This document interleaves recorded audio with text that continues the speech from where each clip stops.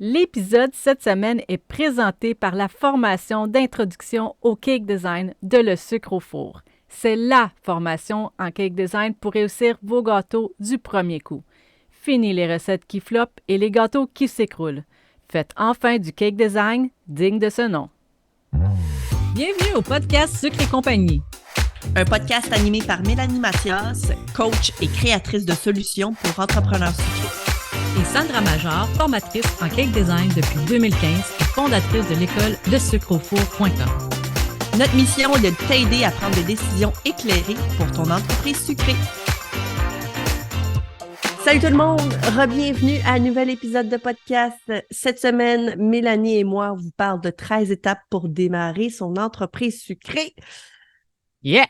On peut pas partir ça de même. Tu sais, il y a quand même des étapes qui sont plus ou moins en ordre. Là, on les a mis en ordre comme nous, on pense que ça devrait être, mais évidemment, il y a peut-être des affaires que vous allez vouloir faire un peu avant ou après. Là, Ou des choses qui se mettent en même temps aussi. Là. Oui, aussi, tu sais, puis veut pas. Je pense que chaque personne, chaque individu a des stratégies ou peut-être je sais pas moi, un mécanisme de... Fonctionnement différemment. Ouais, exactement. Donc, je pense que, tu sais, veut pas. Nous, on vous a mis ça d'une liste qu'on trouve que ça fait du sens. Ça fait du sens, c'est ça. Puis c'est selon nos expériences aussi, là. Absolument. Absolument. Donc, voilà, 13 étapes. C'est pas rien. Puis, vous allez voir, en fait, qu'il y a énormément de contenu dans cet épisode-là. D'ailleurs, on va souvent vous mentionner d'autres épisodes de podcast parce que tous les sujets, finalement, tous les étapes, en fait, duquel on va vous parler aujourd'hui ont pratiquement été élaborés encore plus en précision dans certains épisodes de podcast. Donc, voilà, évidemment, nous, aujourd'hui, on vous en fait une liste, mais il y a des épisodes peut-être plus particuliers, là, pour certains sujets plus précis. Donc, cela dit, je vais laisser Mélanie vous parler peut-être de la première étape. Good. Fait qu'avant tout, là, avant de tout commencer ça, je pense qu'il faut faire l'évaluation de nos compétences. Fait que s'assurer qu'on a des compétences solides, autant du côté pâtisserie que côté entrepreneuriat. Fait que s'il y a des endroits là-dedans où est-ce qu'on a des lacunes, où est-ce qu'on manque un peu, ben je pense, avant même de tout décider de partir, je pense que j'irais me former dans ce secteur-là. Puis justement, récemment, je vous ai fait un épisode aussi à se poser la question, est-ce qu'on est mieux de le faire en tant qu'entrepreneur ou en tant qu'employé? Fait que je vous donne la référence de l'épisode 104 pour vous poser des bonnes questions, pour vraiment savoir dire, OK, oui, j'aime ça la pâtisserie, mais est-ce que je serais faite pour être un employé plus ou ça serait mieux pour moi d'être une entrepreneur? Yes. Alors, voilà. Je pense justement, tu parles d'avoir des compétences solides. Je pense entre autres justement à mon cours de cake design pour débutants qui parle davantage justement comme de la base. Puis c'est important, même des fois, d'y retourner aussi une fois de temps en temps. Mais au départ, c'est super important. C'est la fondation, en fait, là, pour éviter d'avoir des tracas, puis même des maux de tête. C'est important. Puis aussi au niveau de l'entrepreneuriat, donc des formations, je sais pas moi, sur Facebook, des formations, juste gestion d'entreprise, tout simplement. Là, ça peut être une bonne idée d'avoir ça là, dans notre bagage quand on commence une entreprise, et ça, même si c'est une entreprise sucrée. Puis je sais aussi qu'il y a je pense avec les centres locaux de l'emploi, tu sais, il y a des formations qui offrent sur les lancements d'entreprises et tout. Il y en a beaucoup qui ont trouvé ça pertinent. Fait que je ne l'ai jamais fait, je ne peux pas me prononcer, mais j'ai entendu beaucoup de commentaires positifs là-dessus. Fait que je pense que c'est aussi un bon départ. Oui. Deuxième étape, je pense, qui est comme nécessaire là, quand on démarre son entreprise, c'est de se demander si on a le droit de démarrer une entreprise. Oui, ça serait bien dommage de faire toutes les autres étapes pour se rendre compte que tu n'as pas le droit. C'est ça. Donc, on parle entre autres du permis de la ville. Tu sais, chaque ville, chaque province, chaque pays a des réglementations concernant le démarrage d'une entreprise. Donc, ça va être hyper important de vous renseigner. Donc, oui, maintenant que vous savez que c'est ce que vous voulez faire, hein, l'étape numéro 1, ben, la deuxième étape, là, c'est de savoir, j'ai-tu le droit de faire ça chez nous? Oui. Maintenant, par contre, là, ce qu'il faut savoir, c'est que, mettons que tu n'as pas le droit de faire ça chez toi, il y a d'autres alternatives. Ben oui, exactement. Je veux dire, on ne s'arrête pas là, tu sais, mais il faut quand même s'assurer que vous pouvez faire ça de la maison. Donc, ici au Québec, beaucoup d'endroits, beaucoup de villes vous le permettent, tandis que d'autres ne vous le permettent pas. Ouais. Puis on avait parlé justement avec une amie à moi, Suzy Bissonnette, qui, elle, dans sa ville, s'était pointée là, puis c'était tout nouveau, puis finalement, elle n'avait pas le droit. Par contre, elle a fait faire des changements de loi. C'est Mhm. pas facile. C'est pas facile. Mais elle l'a fait. Donc, on en a parlé d'ailleurs dans l'épisode 4 de Sucre et compagnie. Puis, donc, je vous invite à aller écouter ça. Si jamais c'est une de vos situations également, ça peut vous inspirer. Puis, ouais, donc, épisode 4 concernant les permis de la ville. Yes. Maintenant, l'étape numéro 3. Ben, c'est de s'inscrire ou de s'assurer qu'on détient déjà l'attestation d'hygiène et salubrité avec le profil gestionnaire. Parce que je sais beaucoup qu'il y en a, mettons, qui ont eu une garderie, fait qu'ils ils ont une attestation, mais c'est pas celle-là qu'il faut. Il faut vraiment le profil gestionnaire. Puis encore là, je pense, je sais plus si c'était toi ou Véronique qui avait parlé de ça à l'épisode 76. Oui. Euh, C'est qui était avec sur Didier, qui est en fait un formateur justement de la dite formation d'hygiène et salubrité, là. Lui, il offre la formation finalement. Puis c'était lui qui était venu nous parler de tout ça, là. Mhm. Ça, Euh, c'est quelque chose qui peut se faire en ligne. oui, Ben, la formation, moi, j'avais fait c'est ça, j'avais fait la formation en ligne et j'avais fait le test en personne. Je ne sais pas si ça marche encore comme ça. aucune idée, mais quand moi je l'ai fait, c'était comme ça aussi.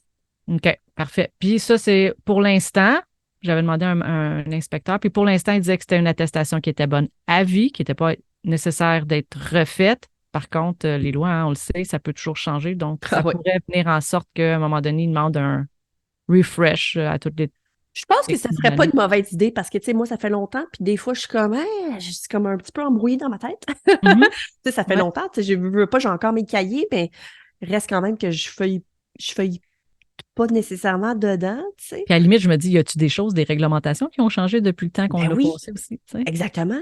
Tu Il sais, y en ça a fait que ça quand fait même 20, 10 ans, 30 ans là. là, qu'ils l'ont fait. Ouais, c'est Moi, ça. ça fait 10 ans. Tu sais, OK. fait que veux pas, ça fait quand même un bail. Puis veux pas, même ma mère a fait cette attestation-là il y a comme plus de 30 ans, mais évidemment, les choses ont changé, tu sais. Oui, exact. Fait C'est que, particulier.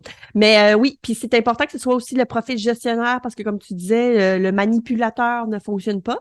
Puis maintenant, si vous nous écoutez puis vous êtes en France, sachez que c'est différent. En France, vous n'avez pas besoin des mêmes attestations. Vous avez besoin de d'autres choses. ouais. D'ailleurs, on en avait fait déjà un épisode aussi là-dessus. Je pense que c'était autour de l'épisode 4, si je me souviens bien, concernant la réalité en France. Donc, c'est pas tout à fait la même chose. Sachez Mhm. que tout ce qu'on va vous dire aujourd'hui, c'est définitivement à titre de programme québécois, en fait, là, tu sais, de gouvernement québécois.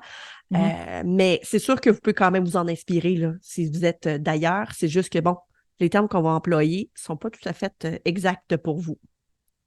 Good. Ensuite, là, on a fait notre cours d'hygiène et salubrité. C'est quoi la prochaine étape? Ben, dans le fond, nous, ce qu'on avait établi là, comme prochaine étape, c'était de trouver sa niche, de définir son persona, dans le fond, de trouver votre client idéal. C'est qui? Mhm. Pour qui? À qui vous allez vendre ça? C'est tout ce que vous avez envie de faire, là. Vos pâtisseries, vos gâteaux, vos cupcakes, vos macarons, c'est à qui vous voulez vendre ça? Évidemment, il y a plein d'informations sur justement la fameuse niche, le persona idéal, etc. sur les réseaux sociaux. D'ailleurs, on en avait parlé sur l'épisode, ou plutôt sur le podcast Sucre et compagnie, épisode 12. C'est important que vous connaissiez votre client par cœur, parce que ça va vraiment vous aider là, pour par la suite, en fait. Là, Mhm. toutes les autres étapes qu'on va vous parler, là, de savoir à qui vous allez devoir vous adresser, ça va avoir un très, très gros impact. Donc, ce serait comme la prochaine étape, dans le fond, de vous renseigner un peu sur c'est qui. Hein? C'est-tu des parents? C'est-tu des adolescents? Ben, dans votre cas, ça ne sera certainement pas des adolescents, mais est-ce que ce sont des femmes, des hommes, des gens qui ont vraiment beaucoup d'argent, des gens des jeunes mariés, tu sais, peu importe là. On veut Ou savoir des fois aussi, c'est certaines cultures, mettons, on va viser. absolument, absolument, oui, oui, oui, absolument. Je pense entre autres, il y a une personne en France durant la COVID a démarré une compagnie de biscuits, mais à saveur africaine. Donc là, c'est sûr que, tu sais, elle va chercher davantage des gens là, qui sont curieux aussi, tu sais, des gens qui veulent goûter un peu plus à comme la culture d'ailleurs, tu sais. Fait qu'en tout cas, je trouvais ça bien intéressant. Puis évidemment, quand tu connais ton client, tu sais exactement à qui t'adresser. Donc à ce moment-là, ben, c'est plus facile d'en faire de la vente. Exactement. Étape numéro 5, c'est établir le budget, en fait, savoir l'argent qu'on veut investir dans la compagnie. C'est ce qui va nous permettre ensuite de faire des choix. Tu sais, un budget de 100 pas de 100 mais de 1000 pour démarrer versus un budget de 5 ou 10 000, ben les choix vont être différents là, dans les priorités. Absolument. Donc, je Il y a pense des choses qui sont plus importantes que d'autres, là, tu sais, aussi, là. exact, tout dépendant toujours tu sais, la priorité va dépendre en fait du budget que tu as à investir. Puis il y a aussi la possibilité d'aller chercher du financement avec certains centres locaux de l'emploi, pas de l'emploi, mais de développement, là, c'est-tu CLD? La BDC, en tout cas, la Banque du développement du Canada, c'est ça. Oui. Et fait que, tu sais, pour faire les premiers achats d'équipements, ensuite, si on veut investir dans son image de marque, puis tout ça, fait que vraiment, c'est de savoir l'argent qui est disponible. C'est une Exact. entreprise. Une entreprise, ça a à voir avec l'argent. Fait qu'il ne faut pas avoir peur. Si déjà cette étape-là te fait peur, tu vas trouver ça va être stressant pour toi, là, le reste de ta vie entrepreneuriale. Faut que tu viennes, c'est vrai, faut que tu viennes, faut que l'argent devienne ton ami. En fait, c'est une ressource, l'argent. Hein? Oui, c'est un Plus qu'on outil. en dispose, plus qu'on a accès à des choses et vice-versa. Exact. Ouais. Puis, tu sais, c'est ça, comme tu mentionnais justement, le choix des premiers équipements. Puis, tu sais, je pense qu'une chose aussi que je dis souvent aux gens, c'est que au départ, tu n'as pas besoin de toutes les moules disponibles de la planète, là. Non, vraiment pas. Tu achètes ceux dont tu as besoin. Puis, Mhm. fur et à mesure que ça va, plus tu en achètes, tout simplement. Tu sais, moi, je suis rendue au point où ça fait plus de 10 ans que je fais des gâteaux. Quand je rentre dans un magasin de gâteaux, d'accessoires de gâteaux, j'ai pratiquement besoin de rien parce que ça fait 10 ans que j'accumule du matériel. Tandis que vous, c'est pas pareil. Vous en avez pas. Donc, Mhm. tu sais, il faut y aller petit par petit parce que c'est dispendieux. Puis, ce sont des dépenses, évidemment, qui font mal au portefeuille sur le départ. Tu sais, fait que, ouais, on y Mhm. va tranquillement, pas vite. Tranquillement, pas vite. On peut avoir peur aussi de regarder dans l'usager. Ouais. Il peut y avoir des méga belles trouvailles là parce que souvent, c'est des équipements professionnels. Fait que c'est des affaires qui ne s'usent pas. Tu sais, je veux dire, moi, j'ai des moules à gâteaux qui ont fait, ils en ont fait des milliers de cuissons, là, puis je les regarde versus un neuf, là, puis il y a honnêtement vraiment pas grande différence. Là. Ça ne s'use pas. Si ça a été bien lavé, si ça a été bien. Fait que ça vaut la peine de regarder de ce côté-là aussi.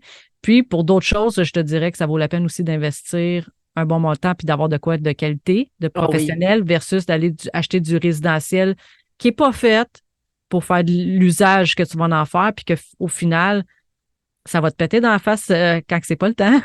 C'est tout le temps de Ça cas, va c'est pas le temps. Ben, c'est ça. Puis ça va te créer un stress énorme. Puis, en fait, ton investissement va pas avoir valu la peine parce que tu vas être pogné À le changer, à le tout bout de champ. changer rapidement. Ben oui. Oui, c'est ça. Exact. Ouais. Tu sais, comme justement, tu parlais de moules, mais justement, des moules qui sont dispendieux, c'est sûr que sur le coup, acheter un moule à 20 t'es comme, aïe, aïe, tu sais, c'est dispendieux, mais après 10 ans, cette dépense-là, Oh c'est my même pas God, des hein? sous là, Ah par non, c'est jour, tu ça, sais, c'est des c'est millièmes de scène. exactement. Tu sais, donc, pour moi, c'était tout un investissement, là. Ça a valu vraiment la peine. Mhm. Absolument. Où est-ce qu'il faut se faire, où est-ce qu'il faut faire attention, je pense, au début, c'est que justement, vu qu'on explore souvent les nouveaux trucs, ça, on Mhm. va aller acheter des outils, des moules, mettons, en silicone, des affaires qui ont un usage très, très, très, très restreint, puis qu'on va peut-être utiliser une fois ou peut-être même pas. Il y en a des choses que j'ai jamais utilisées, que j'ai achetées. Hein? Je pense pas être la seule Oh, non, là-dedans. t'es pas la Fait que c'est seule. là Mais vraiment quand je quand parlais justement de moules, là, je te parlais pas de moules à gâteau. Là. OK. Je te parlais de moules en silicone, là, tu sais. OK, OK, ouais, c'est Oui, ça. oui, oui. Fait qu'il faut faire vraiment attention dans nos choix d'achat au début, là, de ne pas se laisser tenter par. Tu sais, parce que je Alors, pense les que. choses qui brillent, tu sais, ça brille, Ouais. puis c'est le fun, puis c'est... Ouais, mais au départ, c'est pas de ça que t'as besoin.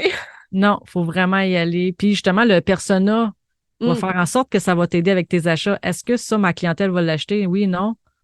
ben ça vaut pas la peine, même si j'ai vraiment le goût comme un enfant d'acheter le dernier jouet, là. Le dernier petit gugus, là, tu sais, Ouais, qui est c'est ça. sorti, puis dont tout le monde parle, puis c'est sur les Exact, réseaux sociaux, puis c'est dans le fun. Mais tu sais, si t'en as pas besoin, t'en as pas besoin, là, tu sais. exact. Ensuite, numéro 6, l'assurance maison et responsabilité civile. Je pense que ça, on l'oublie souvent. Mhm. Puis Mélanie, en plus, m'a parlé de quelque chose juste avant qu'on commence à enregistrer qui est super important, mais c'est la raison aussi pourquoi on vous le parle aussi haut dans la liste, c'est que vos assurances doivent être au courant le plus rapidement possible parce que vous allez peut-être devoir magasiner parce que ce ne sont pas tous les assurances qui vont vouloir vous assurer parce que, veut pas, il y a des clients qui vont rentrer chez vous. Et puis, il y a également une assurance responsabilité parce que vous vendez de la nourriture. C'est pas toutes les entreprises qui vont accepter. Puis, si jamais, par exemple, c'est votre entreprise, voyons, votre assurance de maison, elle peut ne pas vouloir non plus continuer à assurer votre maison en entier.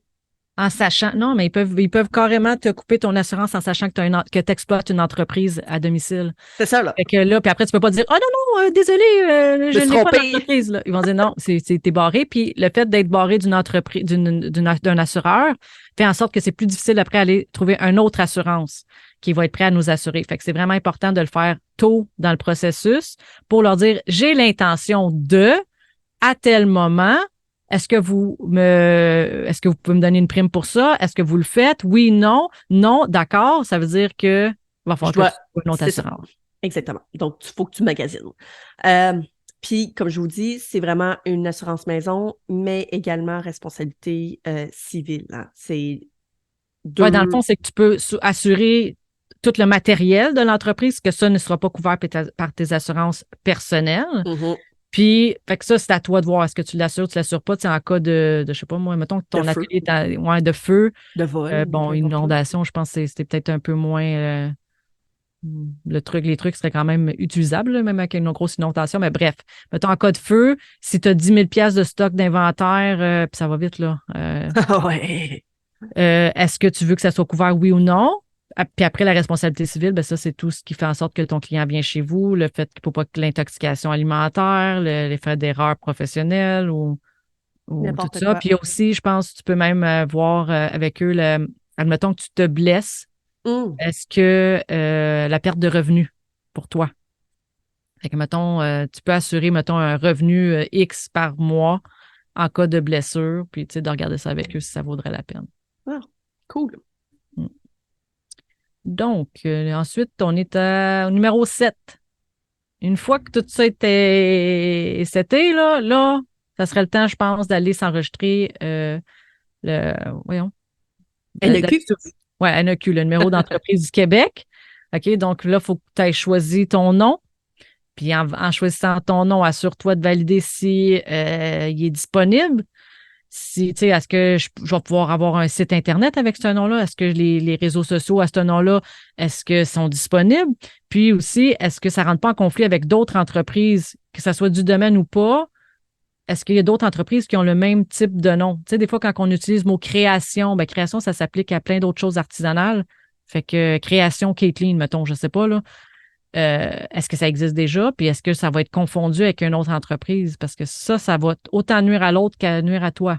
Absolument. Donc, Absolument. Ben justement, je t'ai donné l'exemple tantôt. oui. J'écoutais un épisode de podcast. C'était une femme. Puis là, au départ, je ne reconnaissais pas sa voix. Elle me parlait de son entreprise. Puis là, elle a dit le nom de son entreprise. Puis je suis comme, ah, OK, ben, je sais exactement c'est qui, tu sais. Pour finir qu'une heure plus tard, l'épisode finit, puis je suis comme à un instant, là. Finalement, c'est pas toute la même entreprise dont on parle, mais pourtant, les deux offrent le même service. Puis les deux ont des. Oui, oui.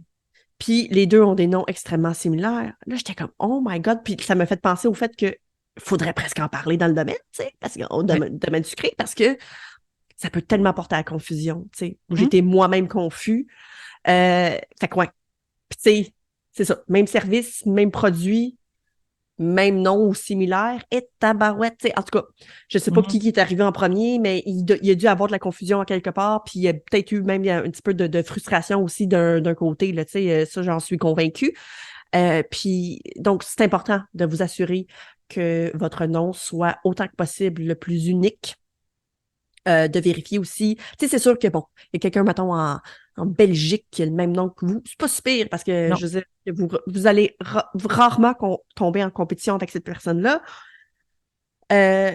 Mais reste quand même que, tu sais, c'est ça. Faut faire attention. Faut s'assurer, en fait, qu'au moins dans votre secteur, là, que ça soit unique. Puis Ouais. si tu peux agrandir ça jusqu'à, tu sais, comme ville et plusieurs villes, ben c'est encore mieux parce que sinon, les gens vont se tromper. Moi, j'irais honnêtement, là, unique au Québec, là. Si tu es Ouais, au Québec, là. absolument.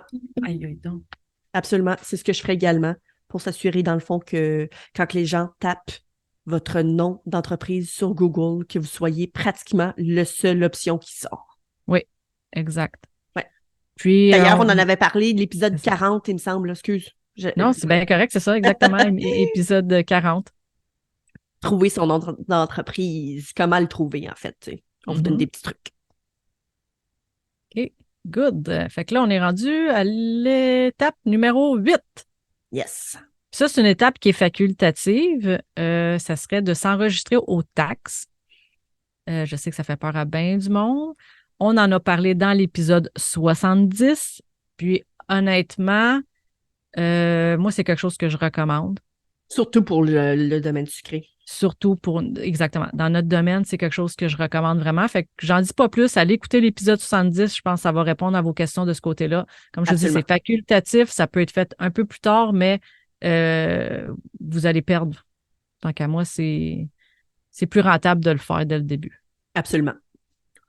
Ensuite, quand tout ça est fait, étape 9, c'est faire la demande du permis MAPAC. Puis ça, c'est comique parce que je sais que c'est souvent arrivé. On pense que quand on fait l'attestation, that's it. Ouais. Mais non, il faut faire la demande du permis. Puis il faut le payer. Oui, à chaque année. Puis il y a également des frais d'ouverture de dossier. Donc, tu sais, c'est tout. D'ailleurs, on parlait justement de finances et tout le tralala. Mm-hmm. Ça devrait faire partie de ces finances-là, de votre, pas de votre plan, mais de votre Faut le budgéter. budget. Voilà, le budgéter, exactement. Donc, de faire la demande du permis MAPAC. Cela dit, je pense que ça prend quand même un petit moment avant de le recevoir. Mais du moment où tu l'envoies, c'est comme que c'est payé. Du moment que je pense que le chèque est encaissé, que tu as une preuve comme quoi que le chèque est encaissé, tu peux commencer à faire la production. Exactement. Ouais. Puis par la suite, tu vas le recevoir par la poste, ton fameux permis de la MAPAC, de le MAPAC, pardon. Puis voilà, conservez-le. Puis l'année prochaine, vous allez en avoir un. Il t'en envoie-tu un nouveau à chaque fois? Oui, parce que les dates. Oui, les dates changent. Ben oui, tu as bien raison. Donc, c'est ça. Puis souvent, tu sais, c'est comique parce que j'avais jamais remarqué, mais quand j'ai commencé, tu sais, comme quand tu fais la demande du permis et MAPAC, c'est à ce moment-là que j'ai remarqué que tous les restos l'avaient. D'afficher. Tu sais, c'est quelque chose que j'avais jamais remarqué en tant que consommatrice. Mais tu sais, quand tu es dans le domaine, là, tu réalises, ah, OK, ouais, tu sais. Fait que, en fait, c'est parce qu'il y a une loi qui t'oblige à l'exposer. Ah, c'est vrai? Bon, Ouais, tu vois, techniquement, il devrait être. Tu sais, il y en a, ah non, c'est un renseignement personnel. Non, c'est pas un renseignement personnel, c'est un renseignement qui est public. Donc, quand tu vas dans un restaurant, tu es supposé de le voir. je pensais moi aussi que c'était personnel. Non, c'est public. Fait qu'il doit être affiché. La même chose que ton certificat de taxe devrait être affiché aussi. Ah ouais, OK. Ouais, pour prouver comme quoi tu es vraiment enregistré quand tu charges des taxes. C'est pour ça qu'on met tout le temps les numéros de taxes sur chaque facture. Oui, c'est ça, en ligne, tu sais. Mais vu que j'ai jamais... Ouais, je comprends ce que tu veux dire. OK. Mm-hmm. Cool. Donc ça, c'était l'étape numéro 9. Oui, exactement. Ensuite, l'étape numéro 10. Ben, pendant que la demande du permis se fait, ben, ça serait le temps peut-être d'aménager ton espace puis de t'assurer que tout répond aux exigences du MAPAC. Puis, je ne sais plus où est-ce que je m'en allais avec mes skis. Ben, on pourrait refaire référence, en fait, à l'épisode, je pense que c'était 70, là, 76, pardon. Donc, à la fameuse... Oui, lui, il en parle, là. Il en parle pas mal là-dedans, exactement. Puis d'ailleurs, lui offre même le service de déplacement pour aller voir ton atelier. Mm-hmm. Puis je pense qu'il le fait peut-être même en ligne, tu sais, genre une espèce de rencontre Zoom, etc. Évidemment, il y a des frais rattachés à son service, là, mais si jamais ça vous stresse bien gros, là, puis que vous êtes vraiment pas sûr, puis vous avez donc peur qu'un inspecteur de la MAPAC, de le MAPAC se présente chez vous, puis que ça se passe pas aussi bien que vous le pensez, ben, lui peut vous offrir le service puis vous s'assurer, en fait, que chaque truc soit bien effectué. Exactement. Donc, ça peut être rassurant là, pour beaucoup d'entre vous. Good. Ensuite, numéro 11. On va parler d'outils de gestion des finances, l'ouverture de compte bancaire, la facturation, la comptabilité. Donc, tout ce qui est par rapport à l'argent. Donc, je sais pas moi, ouvrir un compte bancaire d'abord et avant tout, parce que comme tu mentionnais, c'est vraiment quelque chose d'important de séparer ton argent. C'est plus facile aussi. Ben oui, ben oui. Puis, tu sais, mais si c'est pas une entreprise qui est incorporée, donc tu es travailleur autonome, tu n'es pas obligé d'ouvrir un compte affaires, qui est toujours plus dispendieux. Oui, dans n'importe où tu vas, quand c'est affaires, c'est tout le temps plus cher. Fait que la majorité des banques, là, déjà avec ton forfait de base, ils te laissent, en tout cas moi, avec la BMO, on peut ouvrir 50 comptes si on veut, sous le même frais de service de temps par mois. Puis j'ouvre un sous-compte dans le fond. Puis, fait que, tu sais, ouvre-toi un sous-compte personnel où est-ce que tu vas pouvoir gérer au moins l'argent puis les dépenses, les entrées, les sorties d'argent strictement réservées à ton entreprise. Ça va te faciliter beaucoup la job au niveau de toute ta comptabilité ou même pour ton comptable, ça va être beaucoup plus facile. Absolument, absolument. Puis quand on dit plus facile pour le comptable, on dit moins de frais aussi pour le comptable. Il y en a beaucoup qui négligent ça. Oui, absolument, c'est vrai.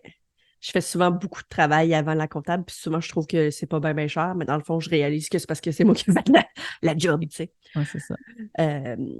Mais, tu sais, tant mieux. Tant mieux. Je sais pas. Est-ce que je pourrais utiliser mon temps différemment? Probablement.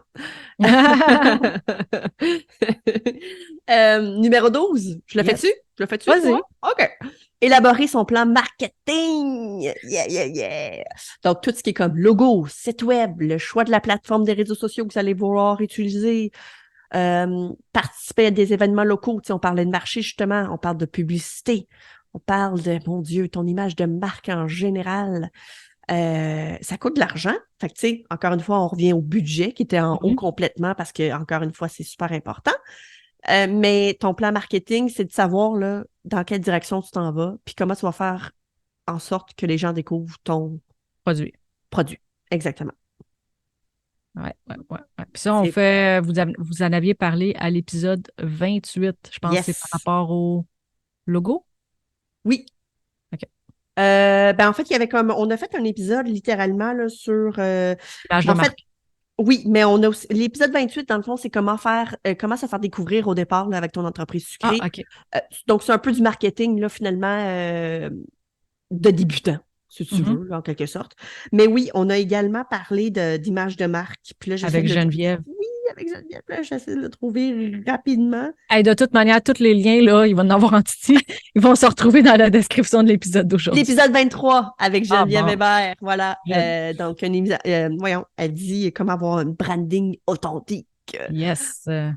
Mais elle est vraiment géniale, Geneviève. Là, fait que je vous recommande fortement d'aller l'écouter. Oui, exact. On n'est pas obligé de nécessairement embaucher tout de suite comment on appelle ça, une graphiste? Une graphiste, ouais. Bon. Elle, c'est une brandiste, là. Oui, une brandiste à cette heure.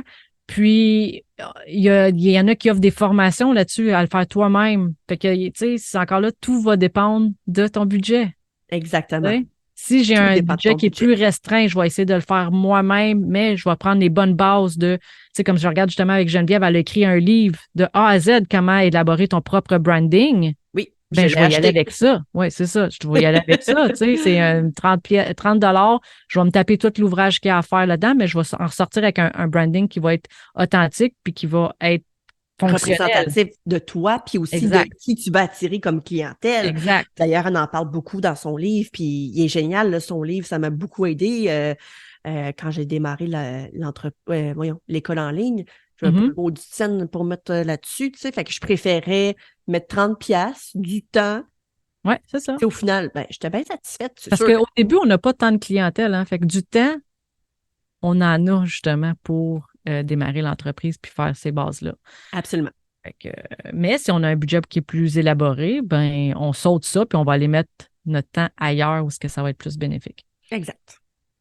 Et finalement, donc, on arrive à l'étape numéro 13. Hey, après tout ça, là, vous rendez-vous compte qu'on n'a pas parlé de dessert en tant que tel? On n'a pas parlé de sucre. On n'a pas parlé de sucre, pas en tout. Là, on va en parler. C'est le temps d'élaborer son menu, donc d'avoir des recettes qui sont testées. Puis une fois qu'on a choisi les recettes qu'on va promouvoir, pas les recettes, mais les produits qu'on va promouvoir, ben, il faut calculer les prix coûtants, déterminer les marges de profit, donc déterminer les prix vendants. Puis ça, ben, on en a parlé à l'épisode justement 100, là, le premier épisode de cette saison. On vous explique tout de A à Z, qu'est-ce que ça devrait inclure votre prix. Mm-hmm. Fait que, ben, c'est ça. Puis, une fois qu'on a la base, je pense, de notre menu, c'est de continuer à, tu sais, comme le temps avance, ben, on agrandit peut-être notre champ d'expertise, on teste d'autres affaires, mais on ne met pas au menu quelque chose qui n'est pas testé.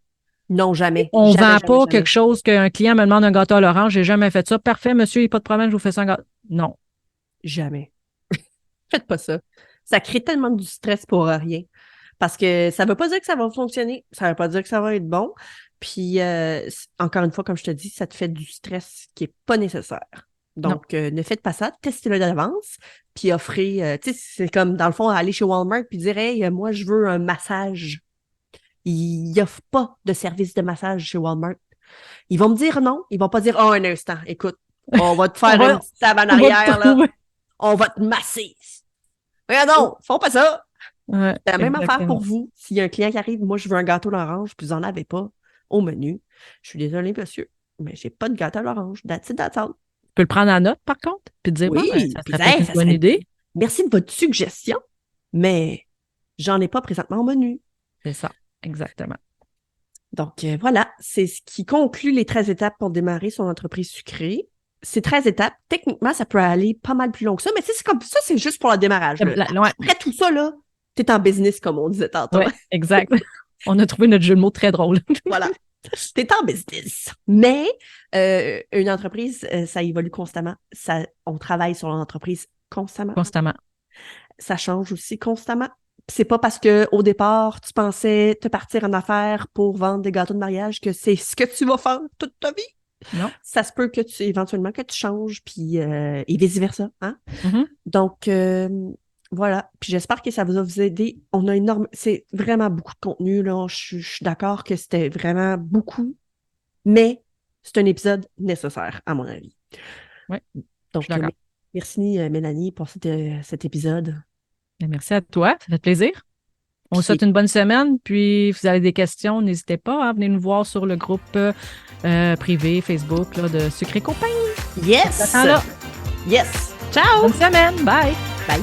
As-tu aimé le sujet de cet épisode?